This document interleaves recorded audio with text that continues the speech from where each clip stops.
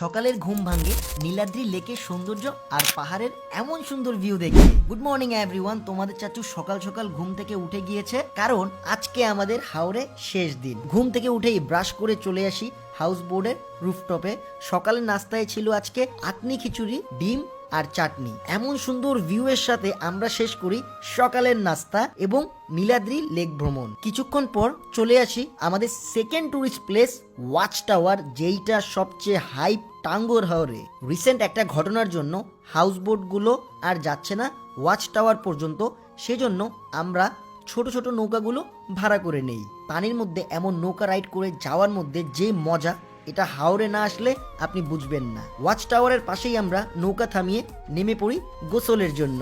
আমি কি নামবো তার আগেই জল পাটাগুলো নেমে এনজয় করছিল। দেন তোমাদের চাচুও নেমে পড়ে রিল্যাক্স একটা শাওয়ার নিয়ে আবারও ফিরছি আমরা আমাদের হাউস বোটের উদ্দেশ্যে। দেন আমরা রুমে ফ্রেশ হয়ে চলে আসি সবাই হাউস বোটের রুফটপে দুপুরের লাঞ্চ করার জন্য।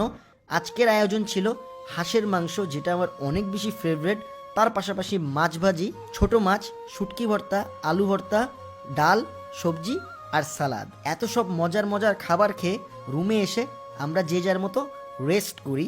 এটাই ছিল আমাদের শেষ গন্তব্য এই টাঙ্গুয়ার হাওর ট্যুরের। হাউ ট্যুর শেষে আপনাদের বলবো, একবার হলেও বন্ধু বা পরিবার নিয়ে হাওরে আসেন। প্রকৃতি এত কাছ থেকে দেখার যে অনুভূতি, এটা ভিডিও দেখে আপনি বুঝতে পারবেন না। যাই হোক, আমার হাউস বোট এসে থামে সাহেববাড়ি ঘাটে। সুনামগঞ্জের মানুষ আমাকে এত বেশি ভালোবাসা দিবে কল্পনাও করি নাই। বোট থামার আগেই দেখতে পাই আপনাদের ভালোবাসার বহিঃপ্রকাশ। অ্যান্ড আমার যে স্টোরির পাওয়ার, এটা আমার বলতে হবে। স্টোরি যেখানে দেই না কেন, সবখান থেকে সব জায়গায় আমি মানুষগুলো পাই। হয়তো সবার সাথে কথা বলা, ছবি তোলার সুযোগ হয়ে ওঠে নাই, তবে আবারও দেখা হবে সুনামগঞ্জের মানুষের সাথে কোনো এক সময়।